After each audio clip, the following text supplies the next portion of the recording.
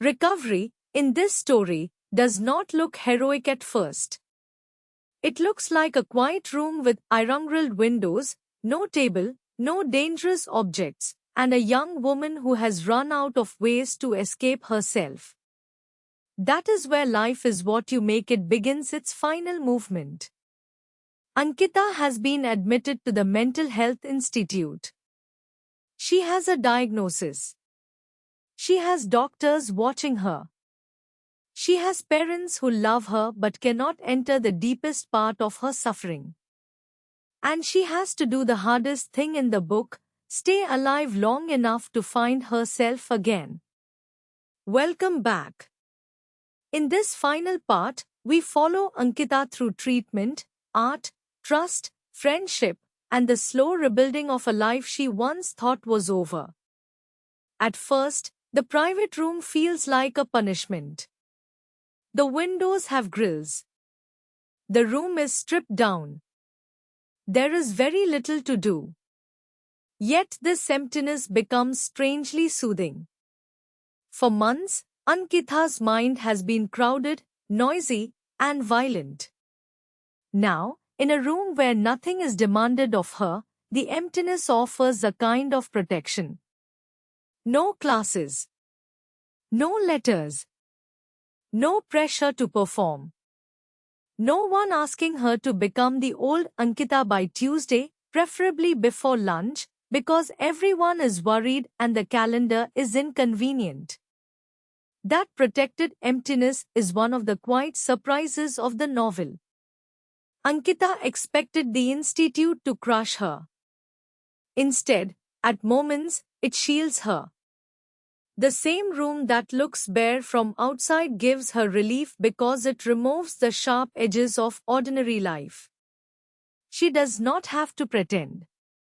She does not have to explain why she cannot return to class. She does not have to compete with the brilliant version of herself that everyone remembers. For a while, survival is the only assignment. The doctors visit regularly. Ankita does not speak much to the junior doctors, but she looks forward to Dr. Madhusudan. He is patient, kind, and intuitive.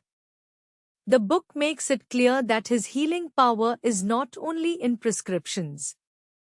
It is in the way he treats Ankita as a person. He talks to her like her life has value. He explains without humiliating. He reassures without lying. He offers hope without pretending that the road will be easy. For Ankita, this matters deeply. She has spent months feeling guilty for not being able to control her thoughts. She believed, as many people do, that if something is in your head, then it should be simple to fix. Dr. Madhusudan helps her understand that illness is not a failure of character. That idea becomes one of the emotional anchors of the book. It does not erase pain, but it changes the shape of blame. The change in blame is essential. Earlier, Ankita's suffering had turned inward. If she could not sleep, she blamed herself. If she could not stop thinking, she blamed herself. If she wanted to die, she blamed herself for wanting it and then suffered even more. Dr. Madhusudan gives her a different frame. She still has to fight, but she no longer has to hate herself for needing the fight. In the institute, Ankita also meets other patients. This is important because her image of mental illness begins to change. The people around her are not monsters or stereotypes. They are ordinary human beings carrying different forms of suffering. There is an elderly woman who knits, a beautiful woman reading magazines, Sagar with his own wounds, and others who, like Ankita, have been thrown together by circumstances. The ward becomes a world within a world, and Ankita slowly realizes that pain does not make people less human. The recreation room becomes a turning point. It has games, magazines, a television, and, most importantly for Ankita, art materials. She sees paper, crayons, paints, and brushes. At first, she is hesitant. It has been months since color mattered to her. Then memory returns. She remembers painting a waterfall. She remembers joy. She remembers that she had once been alive in a fuller sense, not merely breathing, but feeling pleasure, curiosity, and beauty. And suddenly she wants to paint again. This is one of the most beautiful reversals in the story because it does not announce itself loudly. No one gives a grand speech. No miracle light enters the room. There is just paper, color, and a hand reaching toward the materials. But after the darkness Ankita has endured, wanting to make something is almost revolutionary. Creation becomes the opposite of self-destruction. Each brushstroke says, some part of me still wants to remain. That desire is small, but in the world of this story, it is enormous. Wanting to paint means wanting something. Wanting something means the deadness has cracked. Ankita paints flowers. She becomes absorbed in the act. For a while, the illness is not the only fact about her. She is also an artist. She is someone who can make color appear on paper. Dr. Madhusudan recognizes this and encourages her. Dr. Namita begins working with Ankita in occupational therapy. She gives her children's books to read, starting with very simple material. This hurts Ankita's pride at first. She was once a brilliant student in a prestigious institute, and now she is being asked to read children's books. But the point is not insult. It is rebuilding. One step at a time means exactly that. When the mind has been through a storm, recovery cannot be commanded through ego. It has to be patiently trained back toward trust, attention, and steadiness. The children's books are humbling, but they also restore rhythm. Ankita has to relearn concentration without turning it into performance. She has to read without proving she is the smartest person in the room. She has to accept small tasks as meaningful. For someone who once measured herself through extraordinary achievement, this is difficult medicine. Yet it is also liberating. She is not being asked to be impressive. She is being asked to heal. Dr. Namita's presence adds another layer to recovery. She is practical, steady, and focused on the daily work. If Dr. Madhusudan gives Ankita faith, Dr. Namita gives her structure. The book needs both. Hope without structure can float away. Structure without hope can feel mechanical. Together, they create a path Ankita can actually walk. Ankita's progress is uneven but real. She reads. She paints. She talks. She begins forming bonds with people in the institute. Sagar becomes one of the important figures in this phase. He has his own story, his own pain, and his own path. Through him and the others, Ankita sees that recovery is not a private staircase climbed alone. It is also made of witnesses, companions, and people who remind you that your suffering is not the only story in the room. Faith is a major word in this section, but the book does not use it in a shallow way. Faith is not pretending that everything is fine. Faith is trusting one person enough to take the next step when you cannot see the whole road. For Ankita, Dr. Madhusudan becomes that anchor. She believes him when he says she can recover. She trusts his instructions. She allows herself to be led, not because she has become weak, but because she has finally found someone whose strength is safe. This idea of safe strength is central. Earlier, authority often felt threatening to Ankita. Parents read letters. Doctors questioned. Institutions judged. At the institute, authority begins to take a different form.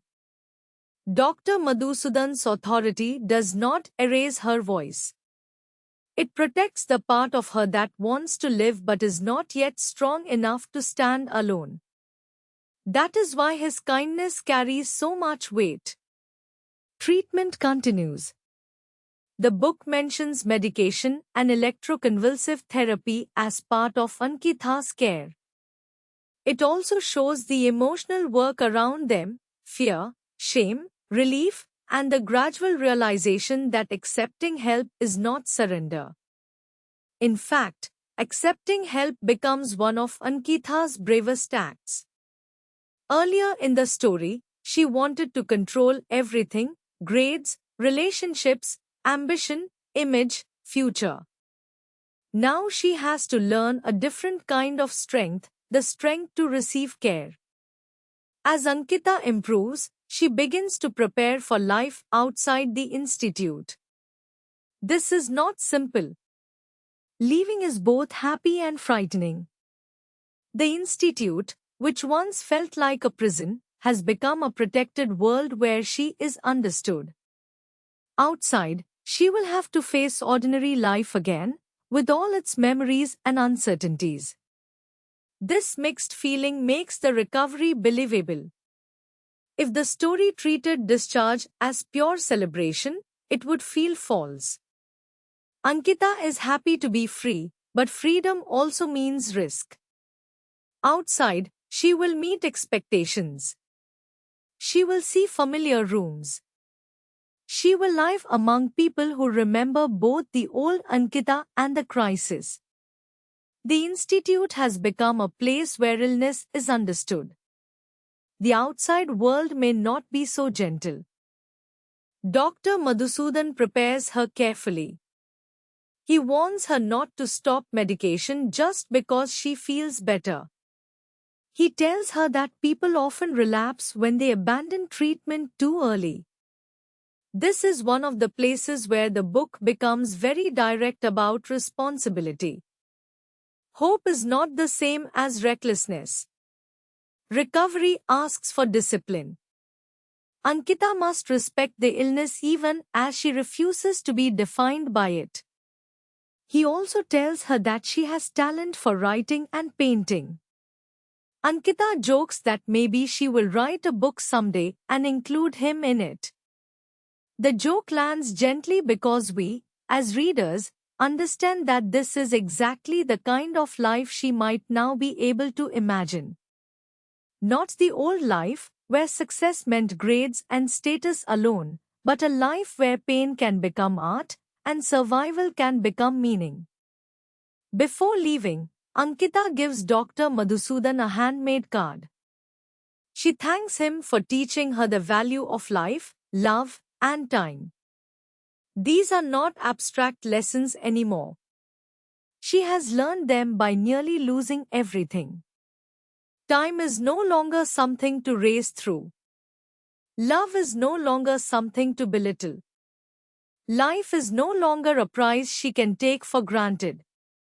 After she returns home, Ankita writes to Vaibhav. This letter is one of the emotional closures of the book. She tells him that she has changed in deep ways. She cannot promise to keep in touch because she is no longer the same girl he once loved. She remembers what they shared, but she does not try to step backward into it. This is mature in a way the younger Ankita could not have managed. Earlier, she held on, avoided, delayed, and failed to speak clearly. Now she can be tender and honest at the same time. The contrast with Abhi is impossible to miss. With Abhi, Ankita avoided clarity until it was too late. With Vaibhav, she offers clarity even though it is painful. She does not use him as a stopgap comfort anymore. She does not promise what she cannot give. She honors the past without trapping either of them inside it. This is one of the signs that recovery has changed not only her mood, but her moral understanding. She signs the letter with love and laughter. Then she posts it and feels proud of herself. On the way, she notices yellow chrysanthemums. She breathes deeply. When it rains, she smiles and admires the drops falling to earth. This ending matters because it is ordinary. She is not winning an award, topping a class, or being applauded on a stage. She is simply alive, noticing flowers and rain. After everything she has endured, that ordinary awareness feels like a triumph. The title, Life is What You Make It, now returns with a more serious meaning. It does not mean that life obeys your plans if you are positive enough. Ankita's life proves the opposite. She plans brilliantly and still breaks. She loves imperfectly and loses. She succeeds and suffers. She is diagnosed with an illness she did not choose. The title means something harder and more compassionate. Even after life shatters, what you make from the pieces still matters. The epilogue gives us the long view. 15 years later, Ankita earns several more degrees, including a master's in art therapy. She marries a kind man who understands her past. She has a child. She lives in Bangalore and works as an art therapist. Vaibhav goes on with his life, studies in the United States, marries, and builds a career. Suvi becomes a major business leader. Dr. Namita continues her work. Dr. Madhusudan establishes a suicide helpline in Kerala. Sagar builds a life too. The book lets these people move forward, not perfectly, not without scars, but forward. The epilogue also changes how we understand the whole story. Ankita's recovery is not merely a return to normal. It becomes a foundation for the life she later builds. Her art is no longer just a hobby. It becomes connected to healing. Her suffering is not made good by future success, because pain does not need to be justified in order to be real. But the future shows that the crisis did not get the final word. This ending is hopeful, but it is not cheap. Abhi is still gone. Ankita's suffering still happened. Her parents' fear still happened. The letters still burned. The hospital room still existed. The story does not erase the dark chapters in order to create a happy ending. Instead, it says that healing can include memory. A person can survive without pretending the pain was imaginary. The strongest lesson of the book may be this: kindness can save more than we realize. Abhi needed it. Ankita needed it.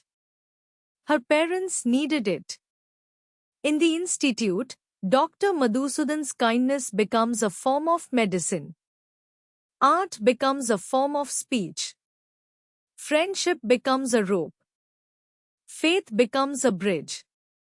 And slowly, Ankita returns to herself, not as the same person, but as someone deeper, humbler, and more alive. Thank you for listening. Life is what you make it is not just a story about ambition, love, or mental illness. It is a story about how fragile a life can be, and how powerful it is when someone helps that life hold on. The final close is simple: Ankita does not become unbreakable. She becomes alive again. And after this journey, that is more than enough.